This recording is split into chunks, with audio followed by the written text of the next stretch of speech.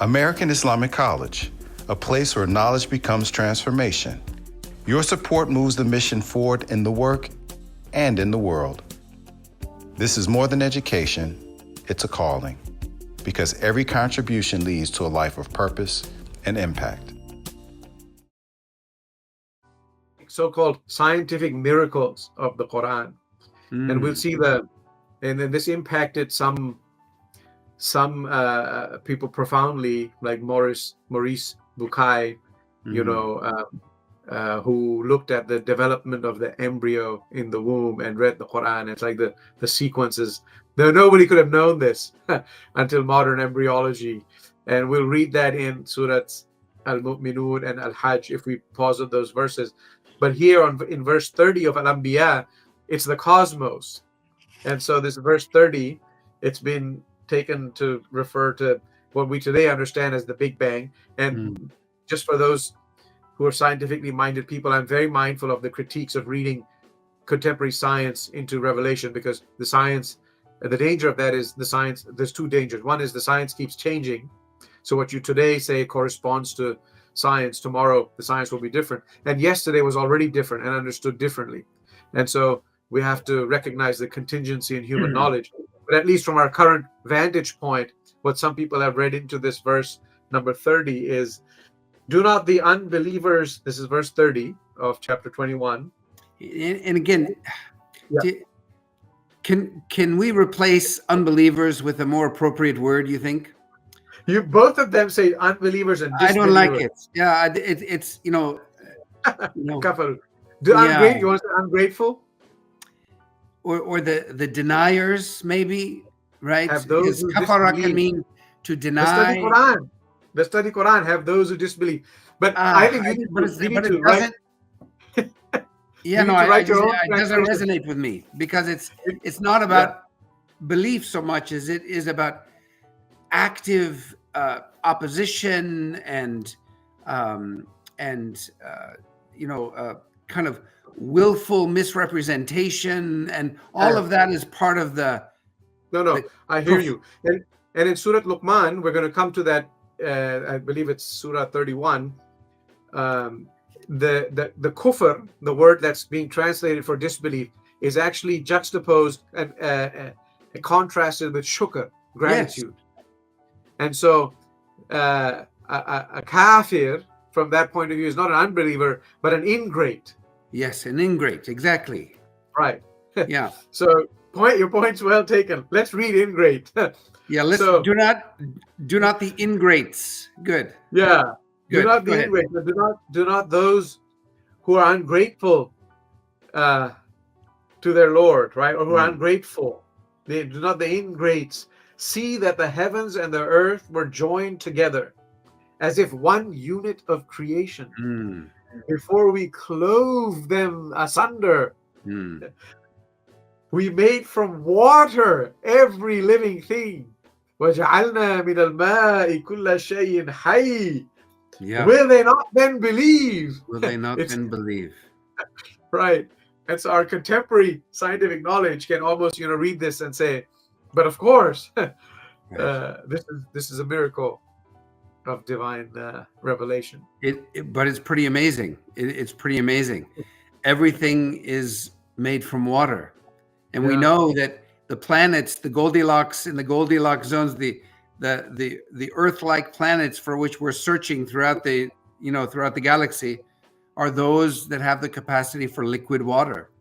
Yeah, water is the Holy Grail. Yeah, exactly. For life in the universe. For life. So that so far as we know, and so this is just a nice verse to point out. Yeah. There's a verse number. Go ahead. No, I was just going to say that this is part of what scholars call the inimitability of the Quran, the i'jaz of the Quran.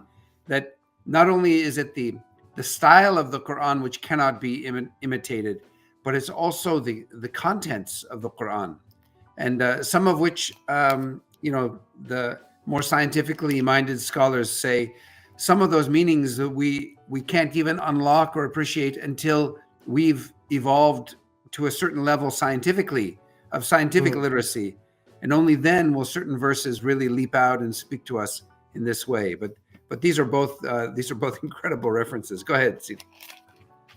Well, the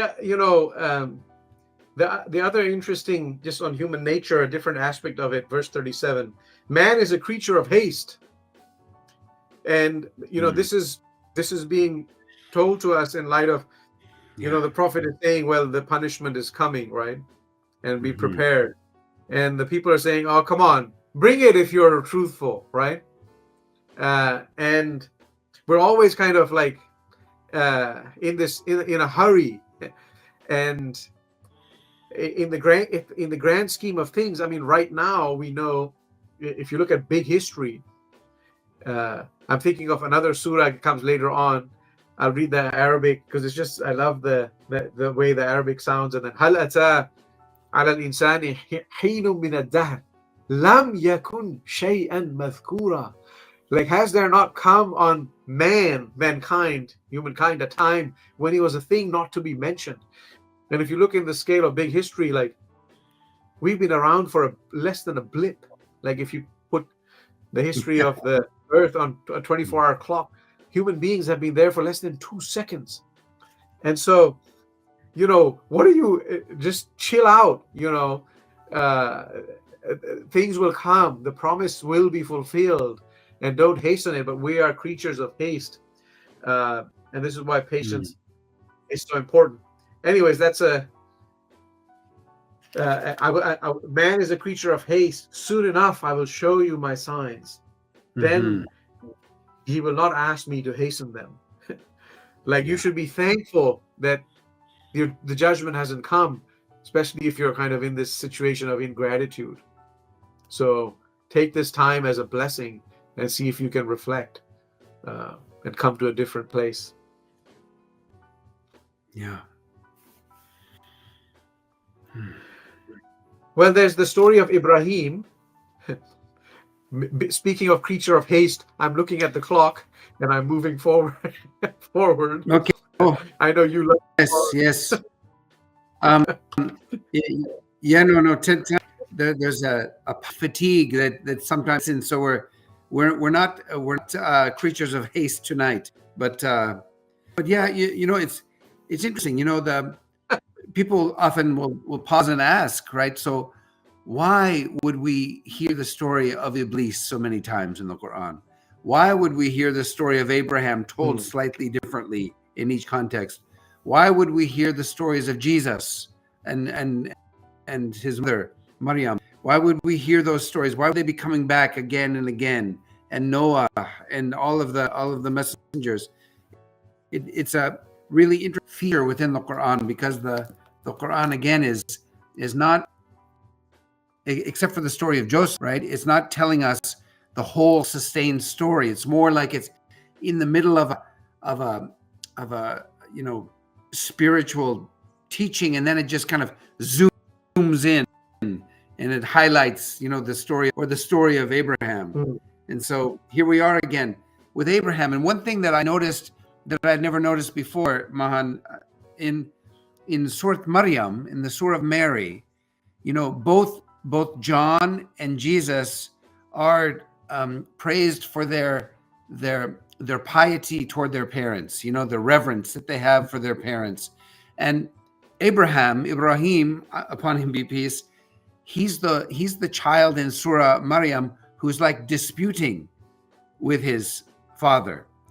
And so there's a sense there where he's not being insolent and disrespectful, but he's kind of engaging in that rational disputation that we come to associate with Abraham in the Quran, because he's always asking those uncomfortable questions from his parents and from his people. And I noticed that's he's unique in Surah Maryam as one of the messengers who actually is kind of in a respectful way opposing his parents in Surah Maryam.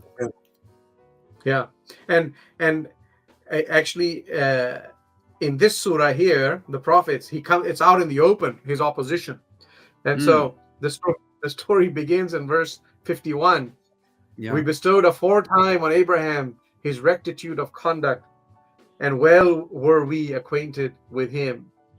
Behold, he said to his father and his people, Mm. what are these images to which you are so assiduously devoted? Like, so there's exactly what you just said. And they said, we found our fathers worshiping them. And this is profound in that, the Quran is centering a critique of received tradition, uncritically received tradition. And here we are, we tell our children to just follow, because this is how we do things. And the Quran here is telling the children, don't just listen to your parents like that. Mm. And Abraham is the example. It's very interesting.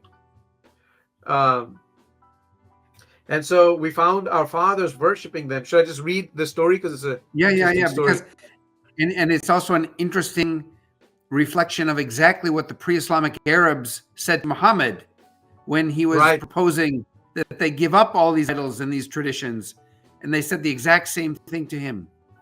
Yeah, that Go this ahead. is our It's good. what our fathers were for. So Abraham said, indeed, you have been in manifest error. So when they said, this is what our fathers were worshiping, he says, you've been in manifest error, ye and your fathers. Mm. They said, have you brought us the truth? Are you one of those who jest? Or are you one of those who jest? He said, nay, your Lord is the Lord of the heavens and the earth, who created them from nothing. And I'm a witness to this truth. And by Allah, I have a plan for your idols after you go away and turn your backs. So now he's thinking to himself, right? He didn't say that in the open. So he broke them into pieces, right? Then the exegetical tradition will tell us that they went out to a festival and Abraham remained back, and he broke the idols, all but the biggest of them, and he left the biggest one intact. So it's just a remarkable portrayal of his engagement, I suppose. Mm. And he did that they might turn and address themselves to it. So they said, who has done this to our gods after they came back? He must indeed be some man of impiety. And then others, people, they're conversing, and they said, we heard a youth talk of them. He's called Abraham. They said, bring him before the eyes of the people, that they may bear witness. They said, when they brought Abraham, art thou the one that did this with our gods, O Abraham? He said, no, it wasn't me. This was done by the biggest one of them. Look, he's still there. Yeah. Ask him. Ask them if they can speak intelligently. And now this is the interesting part, right? So Abraham, maybe this is truth comes and falsehood knocks out falsehood's brain, because the Arabics, فَرَجَعُوا إِلَىٰ أَنفُسِهِم. Yeah. They started looking at themselves. They looked inward. They're like, Yeah. man, he's got a point. Right? Surely you are the ones in the wrong, like to each other. Like, Yeah. he's got us. But then ثُمَّ نُكِسُوا عَلَى رُؤُوسِهِمْ. Yeah. Then they were they were confounded with shame. That's one translation. The other translation says, but then they lapsed again and said. But literally it means they turned back on their ala ru'usihim. So from the anfusihim, deep down, to the ru'usihim. Interesting. Their pragmatic, worldly calculations, their interests, their Like position, the rationalization. They started to rationalize. Yeah. As opposed to kind of an inward realization. Right. And they said, you know very well these gods can't speak. And Abraham said, do you then worship them besides Allah? Things that can neither be of any good to you nor do you harm. Uffil lakum, fire upon you and upon the things that you worship besides Allah. Have you no sense? They said, burn him. Yes. And Because, protect your gods. Protect your gods, because Yes. there's no more talking to be done here. It's basically power. They have the power. And then God says, which is the beautiful, قُلْنَا يَا نَارُ كُونِي بَرْدًا وَسَلَامًا عَلَىٰ إِبْرَاهِيمَ. So they threw him into the fire, and we said, O fire, be thou cool, and a means of safety for Abraham. So this is biblically, right? When Abraham is put in the furnace and the furnace is cool. And so here, this is that. Abraham is put in the fire, but the fire doesn't burn him. It doesn't burn him. And I heard a Sufi rendering of this, if I may quickly. Always loved it. Is when Abraham was, being hurled to the fire, God sent an angel to help him. And so the angel comes down and he's kind of hurling and time slows down. And the angel says, Assalamu alaikum. And Abraham is like, Wa alaikum assalam. And he says, I've come to you from your Lord, and is there anything I can do? And he says, Hasbi min su'al ilmuhu anil hal. Like, good enough for me as a supplication is God's knowledge of my state. Like, what can you do for me? God knows Right. my condition already, and he will do what he wills. And so we said to the fire, be cool, and a source of security for Abraham. So it didn't harm him. So lovely story. And it's illustrative of a truth that we see again and again in the Quran. And strangely, I'm reminded of a line in this great song called "Jah Live" by Bob Marley, and it opens with, "The truth is an offense, but not a sin." And I think with the prophets, we see that play again and again and again, that there's something offensive about truth, not because it's spoken offensively, but because it challenges people's customs and people's habits and people's even their power structures, challenges it to the very core. And we see Abraham doing this to such an extent that they want to kill him in fire. They want to burn him. And it just shows you how offensive it is when someone so fearlessly, even calmly, but someone so fearlessly challenges the assumptions of the mob and the leadership of that mob. Wow. Well, the story immediately goes to, but we delivered him and his nephew Lot, like Lut. And then it goes to Isaac and Jacob, and it speaks of them as leaders. And then it speaks back again of Lot as someone who's given hukman wa ilman, a good, sound judgment and knowledge. Then it goes to Noah and David and Solomon. Who had, control of the forces of nature and the birds and the winds and the jinns. And then Job and the hardship he bore and the patience with which he bore it. And Ishmael, Zulkifl, and Idris. Nun, Jonah, the whale, Zechariah, John, and it climaxes. This all comes very quickly with Mary. Yeah. She's mentioned in the line of prophets, Wallati ahsanat farjaha. And so it doesn't even mention her by name. And remember the one who guarded her chastity, like as an allusion.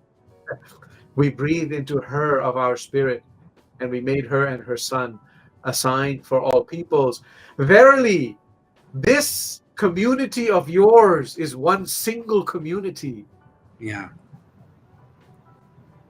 Inna hadhi ummatukum ummatan wahidatan wa ana rabbukum fa'budun. And I am your Lord, so serve me.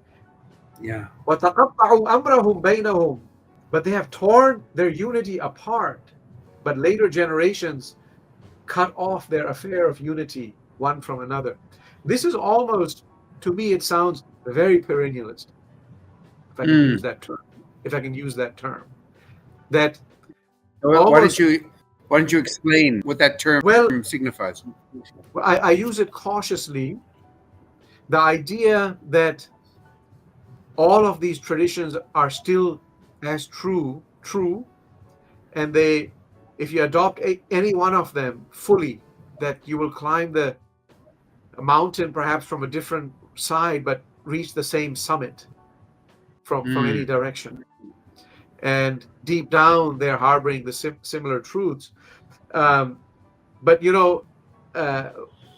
I feel that the Quran can be read this way, that you're not going to be able to resolve these differences, but somehow can you contain them all together, or at least live with the differences that you find amongst yourselves and focus instead on the good works. فَاسْتَبِقُوا الْخَيْرَاتِ. And if you want to compete in virtue, And and doing good let things. these theological differences stand, because these will be decided by God. Wallahu a'lam. And I'm still so moved by our discussion last evening with Ustada Tahira, and and this ayah 91 is just again so powerful, because the Quranic Christology is so deep and so still so mysterious, even though we understand clearly that Jesus is one of the messengers, Quranically speaking, so that Jesus is still part of the creation and not part of the creator in that way, but it's still so profoundly mysterious and beautiful when we read again, and remember the one who guarded her chastity and how we breathed into her of our spirit. That's Jesus, right? Right. And Yep.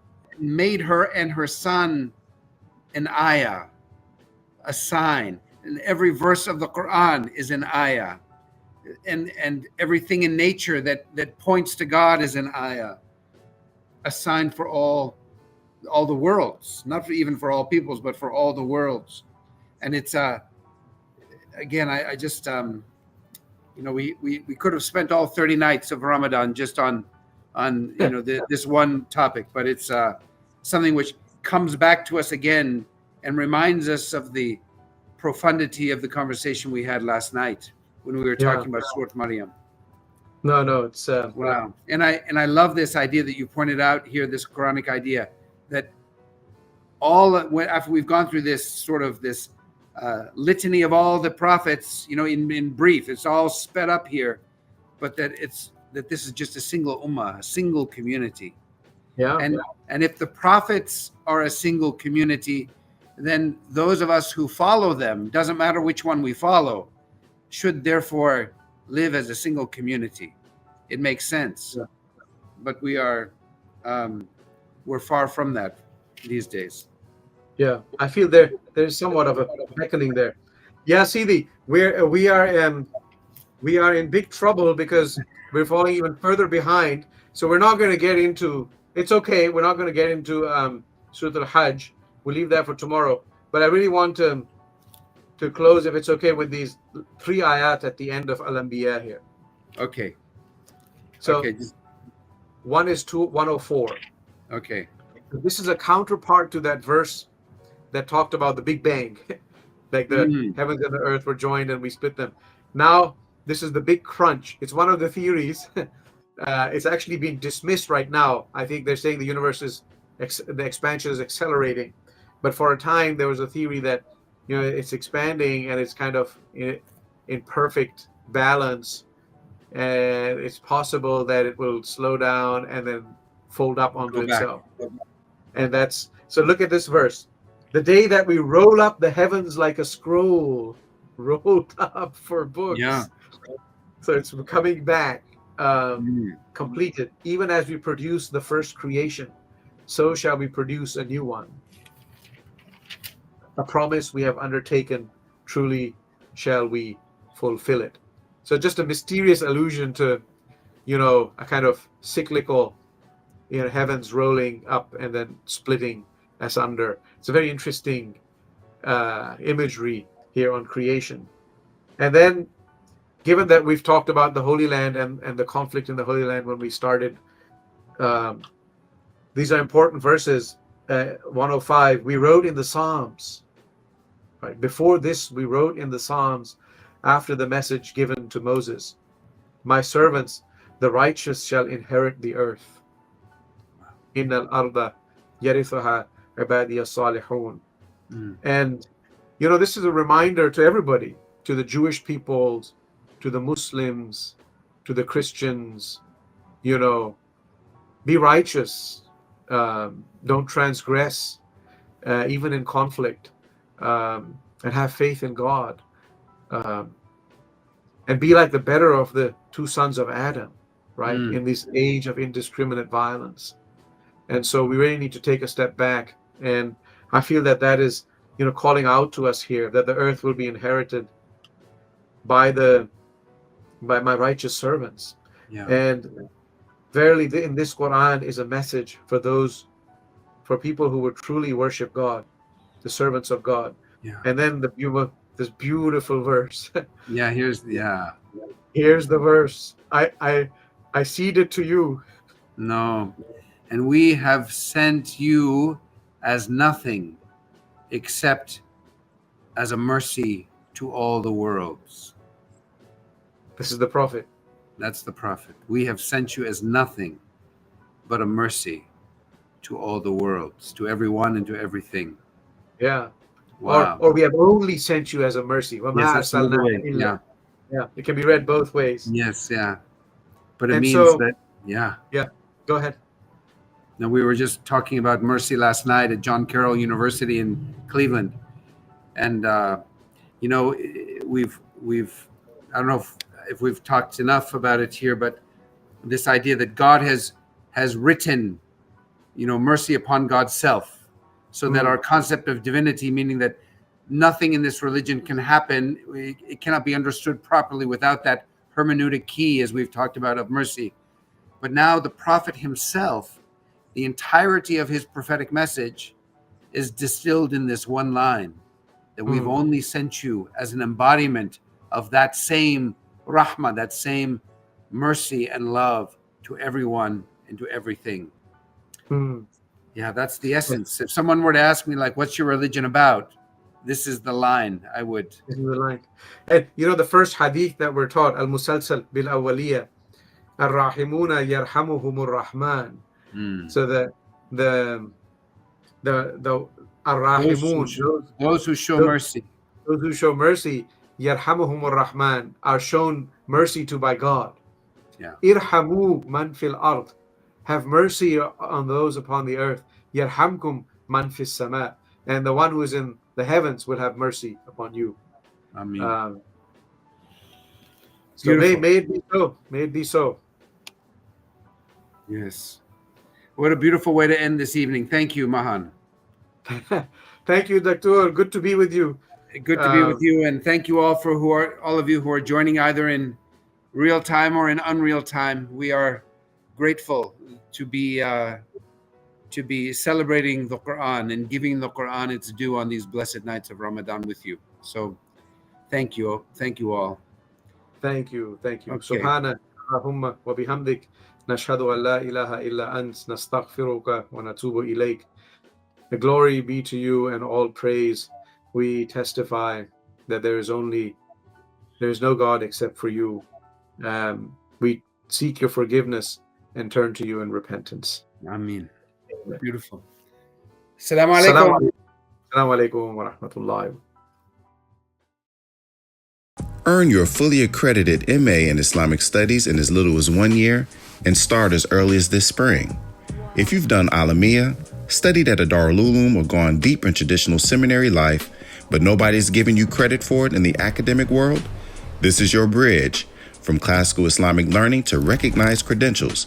Fully online, affordable, built for students just like you. Apply now and prepare to lead a life of purpose and impact.